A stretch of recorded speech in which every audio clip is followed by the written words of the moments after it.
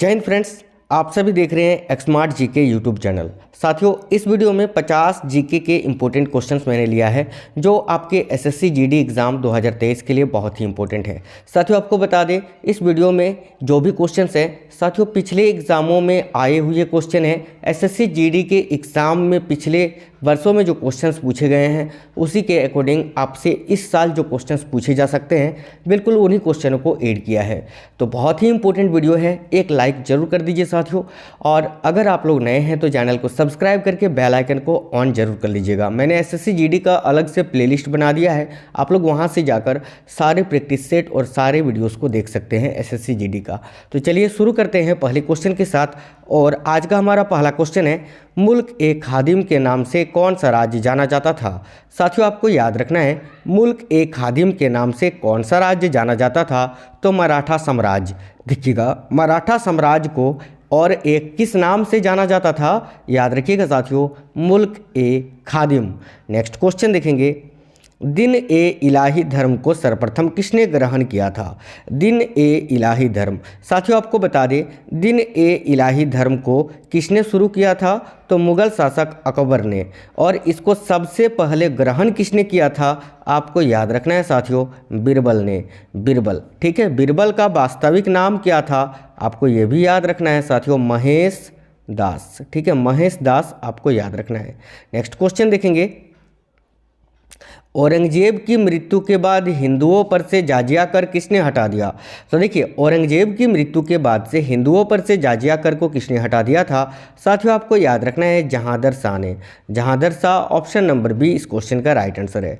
आगे देखेंगे, सूरदास किसके शिष्य थे। तो देखिएगा, सूरदास ये किसके शिष्य थे, साथियों आपको याद रखना है, वल्लभाचार्य के। ऑप्शन नंबर ए इस क्वेश्चन का राइट आंसर है।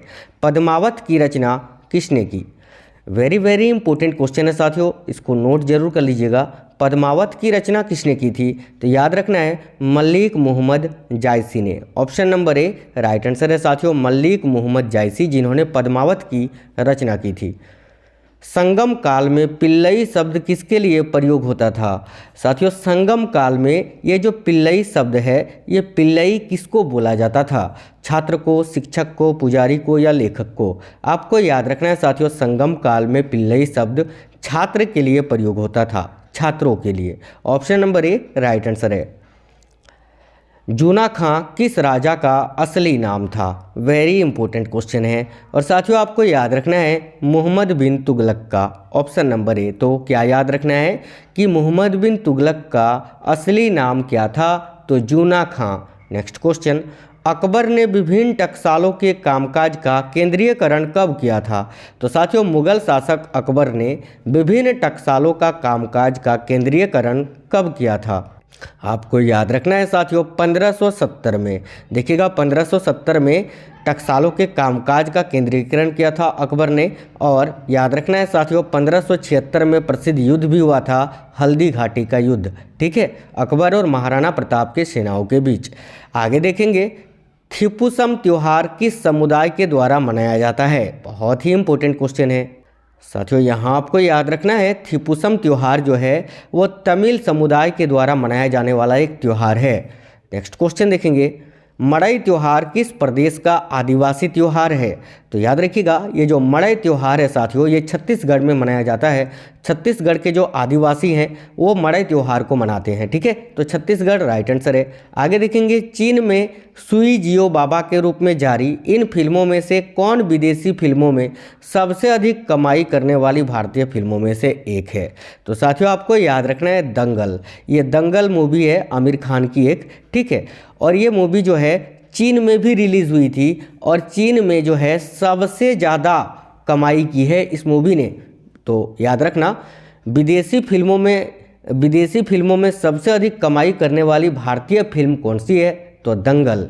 नेक्स्ट क्वेश्चन, कुरुक्षेत्र रश्मिरी और परशुराम की प्रतिमा किस लेखक के द्वारा लिखी गई है। बहुत ही इंपॉर्टेंट क्वेश्चन है और आप सभी साथियों को याद रखना है, रामधर सिंह दिनकर, ठीक है।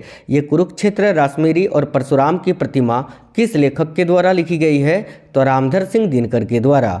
आगे देखेंगे, मालवा, माहा और दोबा क्षेत्र किस राज्य का हिस्सा है। वेरी इंपॉर्टेंट क्वेश्चन है। साथियों आपको याद रखना है पंजाब का। देखिए मालवा, माहा और दोबा क्षेत्र जो है वो पंजाब राज्य का हिस्सा है। इनमें से कौन सा स्मार्टफोन में इस्तेमाल किया जाने वाला कड़ा हुआ कांच है? तो देखिए स्मार्टफोन आप सभी के पास है, स्मार्टफोन में कौन सा कड़ा हुआ कांच है? हाथी ग्लास नहीं, देखिएगा, और ओरंगुटन ग्लास ये भी नहीं है। गोरिल्ला ग्लास बिल्कुल आपने ज़रूर सुना होगा, टाइगर ग्लास भी नहीं। गोरिल्ला ग्लास जो है वो स्मार्टफोन में कड़ा हुआ कांच है। Option number C right answer है। बिहार से तिहार पुस्तक के लेखक कौन है? बहुत ही इंपॉर्टेंट क्वेश्चन है साथियों, नोट कर लीजिएगा। और बिहार से तिहार पुस्तक के लेखक कौन है? तो Kanhaiya Kumar. Option number C right answer है। आगे देखेंगे, किस ब्रिटिश अधिकारी ने 1860 में भारत में आयकर पेश किया था? बहुत ही इंपॉर्टेंट क्वेश्चन है साथियों, आपको याद रखना है सर जेम्स विल्सन ने। सर जेम्स विल्सन ने 1860 में भारत में आयकर पेश किया था। आगे देखेंगे, फाइकोलॉजी में किसका अध्ययन किया जाता है? फाइकोलॉजी। साथियों आप सभी साथियों को याद रखना है फाइकोलॉजी में किसका अध्ययन किया जाता है? तो सेवालों का। Option number A right answer है। कवक का अध्ययन साथियों माइकोलॉजी में किया जाता है, यह भी आपको याद रखना है। माइकोलॉजी में कवकों का अध्ययन और फाइकोलॉजी में सेवालों का अध्ययन किया जाता है। कोमल शरीर वाले प्राणी कौन से प्राणी संघ में शामिल हैं? तो देखिएगा कोमल शरीर वाले जो प्राणी होते हैं वो साथियों संघ मोलास्का में शामिल होते हैं। ऑप्शन नंबर 20 क्वेश्चन का राइट आंसर है। देखिएगा बैंक के बेड एडवांस को क्या कहा जाता है? आप सभी साथियों को याद रखना है साथियों, बैंक के बेड एडवांस को ओवरड्रॉन खाता कहा जाता है। ऑप्शन नंबर डी इस क्वेश्चन का राइट आंसर है। रुपया शब्द की उत्पत्ति किस भाषा के रुपये नामक शब्द से हुई है? तो देखिएगा रुपया शब्द की उत्पत्ति किस भाषा के रुपये नामक शब्द से हुई है? वेरी वेरी इंपॉर्टेंट क्वेश्चन है, सभी साथियों को याद रखना है, संस्कृत भाषा के। नेक्स्ट क्वेश्चन, भारतीय जीवन बीमा निगम का मुख्यालय कहाँ स्थित है? देखिए भारतीय जीवन बीमा निगम यानी LIC का मुख्य कार्यालय जो है वो मुंबई में स्थित है। साथियों LIC की स्थापना कब हुई थी? अगर ये क्वेश्चन आपसे पूछे तो आपको याद रखना है 1 सितंबर 1956 को, 1956 में। ठीक है, नेक्स्ट क्वेश्चन देखेंगे, जर्मनी के आर्थिक संकट को दूर करने के लिए अमेरिका ने कौन सी योजना बनाई? तो आपको याद रखना है साथियों डॉब्स योजना। देखिए जर्मनी के आर्थिक संकट को दूर करने के लिए अमेरिका ने जो योजना बनाई थी उसका नाम है डॉब्स योजना। आइजैक न्यूटन का जन्म किस वर्ष में हुआ था? तो याद रखना है साथियों आइजैक न्यूटन का जन्म जो है 1642 ईस्वी में हुआ था। Option number A right answer है। निम्नलिखित में से कौन सी एक औषध निर्माता कंपनी नहीं है? तो देखिएगा इनमें से कौन सी एक औषध निर्माता कंपनी नहीं है? तो निकोलस पिरामल ये भी है, जाइडस कैडिला ये भी है, फाइजर भी है। सेवरॉन जो है ये औषध निर्माता कंपनी नहीं है। ऑप्शन नंबर बी इस क्वेश्चन का राइट आंसर है। संयुक्त राष्ट्र सुरक्षा परिषद में 5 स्थायी सदस्य हैं और बाकी 10 सदस्य महासभा द्वारा निम्नलिखित में से किस अवधि के लिए चुने जाते हैं? साथियों आपको याद रखना है जो 10 सदस्य महासभा के द्वारा चुने जाते हैं उनकी अवधि होती है 2 वर्ष का। Option number D right answer है। कोआला नामक जंतु कहाँ पाया जाता है? वेरी इंपॉर्टेंट क्वेश्चन है और साथियों आपको याद रखना है ये कोआला नामक जंतु जो है ऑस्ट्रेलिया में पाया जाता है। Option number C right answer है। आगे देखेंगे अगला क्वेश्चन, माउंट ताई जो यूनेस्को ने विश्व विरासत की सूची में शामिल करके रखा है ये किस देश में स्थित है? सभी को याद रखना है साथियों माउंट ताई ये चीन में स्थित है। ऑप्शन नंबर ए इस क्वेश्चन का राइट आंसर है। आगे देखेंगे इनमें से कौन खिलाड़ी प्रो मुक्केबाजी हैट्रिक स्कोर करने वाले प्रथम भारतीय बन गए हैं? वेरी इंपॉर्टेंट क्वेश्चन है। तो साथियों प्रो मुक्केबाजी हैट्रिक स्कोर करने वाले प्रथम भारतीय हैं विजेंदर सिंह। आप सभी को याद रखना है ऑप्शन नंबर ए इस क्वेश्चन का राइट आंसर है। मडरेका कप किस खेल से संबंधित है? यह भी क्वेश्चन बहुत ही इंपॉर्टेंट है और सभी को याद रखना है साथियों फुटबॉल से। नेक्स्ट क्वेश्चन देखिए, डबल फॉल्ट शब्द जो है ये किस खेल से संबंधित है? सभी साथियों को याद रखना है डबल फॉल्ट शब्द जो है ये साथियों टेनिस से संबंधित है। टेनिस ऑप्शन नंबर 20 क्वेश्चन का राइट आंसर है। आगे देखेंगे अंकित रैना किस खेल से संबंधित है? वेरी वेरी इंपॉर्टेंट क्वेश्चन है, आप सभी साथियों को देखना है अंकित रैना का संबंध किस खेल से है? तो टेनिस से। टेनिस इस क्वेश्चन का भी राइट आंसर है। आगे देखेंगे पुस्तक फ्लाइट इनटू फियर का लेखक इनमें से कौन है? पुस्तक फ्लाइट इनटू फियर साथियों याद रखिएगा, पुस्तक फ्लाइट इनटू फियर के लेखक है किरण बेदी। किरण बेदी जो भारत की पहली महिला आईपीएस अधिकारी है।